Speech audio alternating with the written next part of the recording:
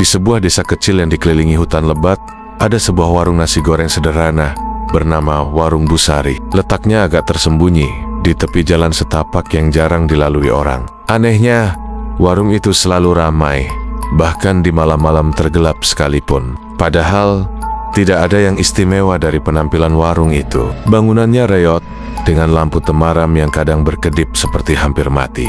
Aroma nasi goreng dari warung itu mampu menarik siapa saja yang melewatinya. Wangi gurih dan manisnya menyeruak ke udara, seolah-olah merayap masuk ke pikiran orang dan membuat mereka tak mampu berpikir jernih. Selain aku harus mencoba nasi goreng itu.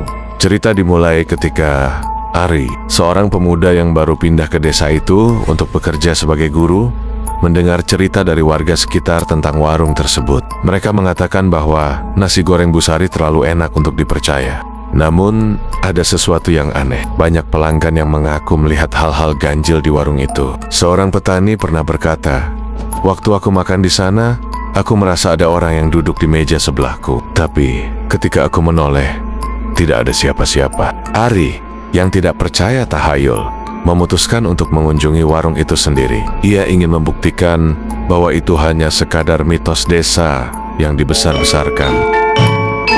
Malam itu sekitar pukul 10, Ari tiba di warung. Tempatnya seperti yang diceritakan, kecil, suram, dan sederhana. Tapi benar saja, aromanya sungguh memikat. Ada beberapa pelanggan yang sedang makan dengan ekspresi tenang, bahkan terlalu tenang. Busari, wanita paruh baya dengan senyum tipis dan mata tajam, menyambut Ari. "Apa yang bisa saya buatkan, Mas?" tanya Busari sambil menatap langsung ke mata Ari.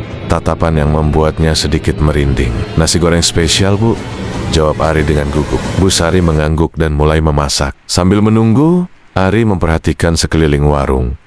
Ia merasa ada sesuatu yang aneh. Di dinding belakang, tergantung lukisan besar pintu kayu tua. Pintu itu terlihat seperti nyata, lengkap dengan detail ukiran aneh yang membuatnya tak bisa berhenti menatap. Saat pesanan tiba, Ari mencicipi nasi goreng itu. Rasanya sungguh luar biasa. Tapi setelah beberapa suap, perasaan aneh mulai menghampirinya. Ia merasa punggungnya dingin, seperti ada yang berdiri di belakangnya. Ketika ia menoleh, tidak ada siapa-siapa. Namun, di kaca jendela warung, ia melihat bayangan, bukan bayangan manusia biasa, melainkan sesosok tinggi dengan mata merah menyala yang berdiri diam di luar, memperhatikannya. Ari merasa jantungnya berdegup kencang. Ia segera menghabiskan makanannya, membayar, dan pergi. Tapi saat ia keluar dari warung, suara Busari terdengar dari belakang. "Terima kasih sudah datang, Mas. Tapi hati-hati, pintu sudah mulai terbuka." Ari tidak memahami apa maksudnya, tetapi rasa takutnya tidak bisa ia hilangkan. Malam itu, ia bermimpi buruk. Ia berada di depan pintu kayu tua seperti di warung tadi, dan pintu itu perlahan terbuka, memperlihatkan kegelapan pekat di dalamnya. Esok paginya, ia terbangun dengan perasaan berat. Di kamarnya, aroma nasi goreng itu masih tercium, padahal ia tidak membawa apapun dari warung. Ari tidak bisa melupakan mimpi buruknya. Bayangan pintu kayu tua itu terus menghantuinya. Ia mencoba meyakinkan dirinya bahwa itu hanyalah kebetulan. Tetapi aroma nasi goreng yang samar-samar tercium di kamarnya pagi itu membuatnya merasa seolah-olah warung Busari masih mengikutinya. Hari itu, Ari bertemu dengan Pak Darmat, seorang tetua desa yang dikenal suka bercerita tentang sejarah desa dan berbagai misterinya. Saat Ari bercerita tentang kunjungannya ke warung Busari, ekspresi Pak Darma berubah serius. "Warung itu bukan warung biasa," kata Pak Darma dengan suara rendah. "Busari, dia bukan hanya seorang penjual nasi goreng." Ada desas-desus bahwa dia melakukan pesugihan untuk membuat warungnya ramai. Ari tertawa kecil, berusaha menepis rasa takutnya. "Ah, Pak, jangan bercanda. Masa cuma nasi goreng bisa ada hubungannya dengan pesugihan?" Pak Darma menghela napas. "Itu bukan sekadar nasi goreng, Nak. Dia menggunakan sesuatu dari dunia lain. Kau ingat pintu kayu di dinding warung itu? Konon, itu bukan sekadar pajangan. Itu adalah simbol dari perjanjian yang dia buat." Ari merasa bulu kuduknya meremang. Ia mengingat ukiran aneh di pintu itu. "Perjanjian apa maksudnya, Pak?" "Pesugihan yang dia lakukan melibatkan pintu itu," katanya. "Siapapun yang makan nasi gorengnya akan meninggalkan bagian kecil dari jiwanya di sana. Itulah kenapa warungnya selalu ramai. Tapi, makin banyak orang yang datang, makin besar kekuatan pintu itu, dan makin besar bahaya bagi desa ini. Ari mulai merasa mual. Ia mengingat tatapan tajam Busari dan ucapannya sebelum ia pergi. Hati-hati, pintu sudah mulai terbuka. Malam harinya, Ari mencoba tidur lebih awal.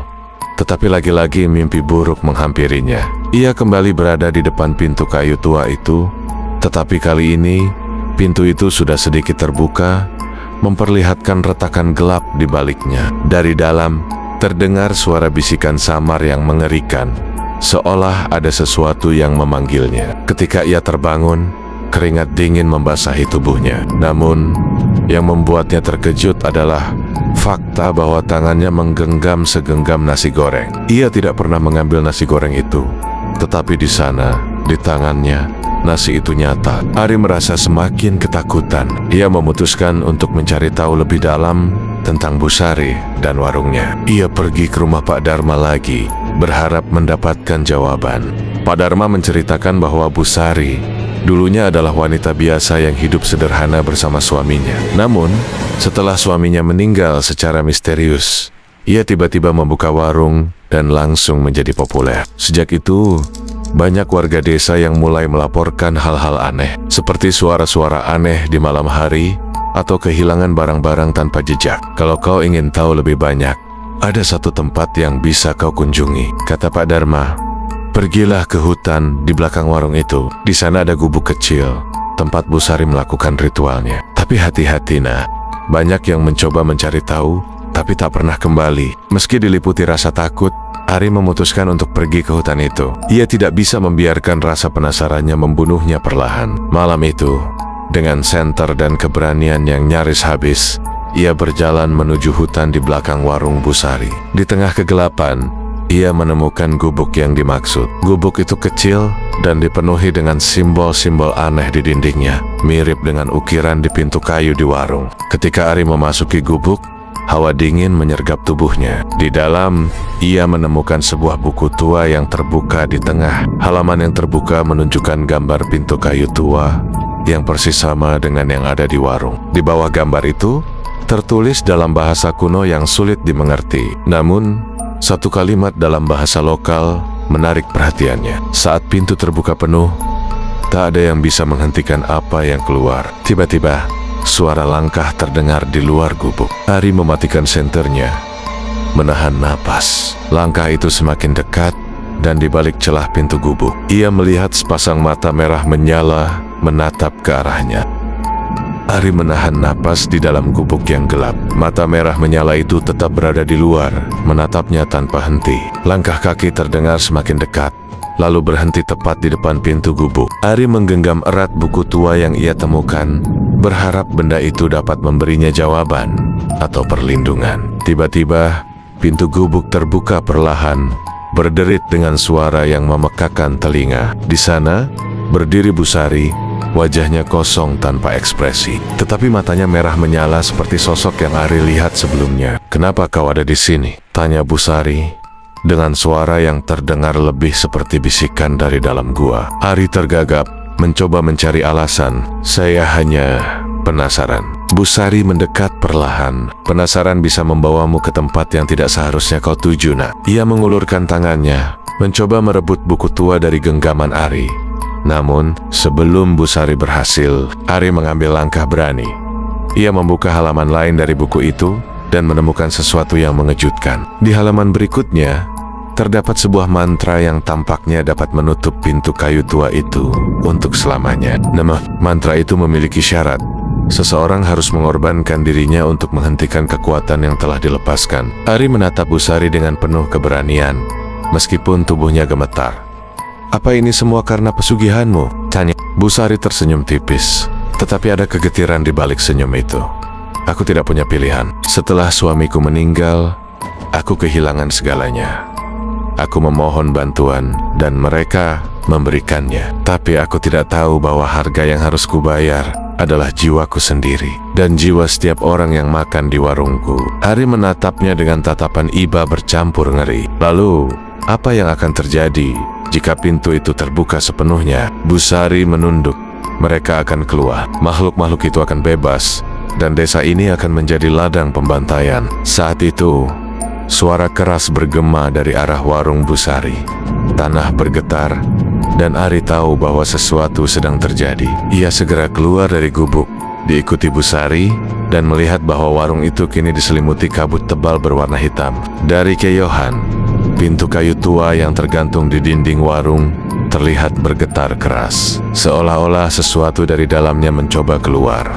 Ari merasa panik, tetapi ia tahu bahwa ia harus bertindak cepat. Ia membuka buku itu lagi, membaca mantra dengan suara lantang, meskipun ia tidak sepenuhnya mengerti artinya. Saat ia membaca, kabut hitam semakin pekat, dan suara jeritan dari arah warung mulai terdengar. Busari memegang pundaknya, matanya penuh air mata. Aku tahu apa yang harus dilakukan untuk menyelesaikan ini. Kau tidak perlu mengorbankan dirimu, Ari.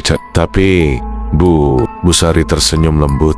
Kali ini tanpa keanehan. Aku sudah cukup lama hidup dalam dosa. Ini waktuku untuk menebusnya. Sebelum Ari bisa menghentikannya, Busari berlari menuju warungnya, masuk ke dalam kabut hitam itu. Dari luar, Ari mendengar suaranya yang memanggil makhluk-makhluk itu, diikuti dengan suara pintu kayu yang menutup dengan keras. Kabut perlahan menghilang, meninggalkan warung itu dalam keadaan kosong, seperti tidak pernah ada kehidupan di dalamnya. Pintu kayu tua itu tidak lagi tergantung di dinding, dan Busari juga tidak pernah terlihat lagi.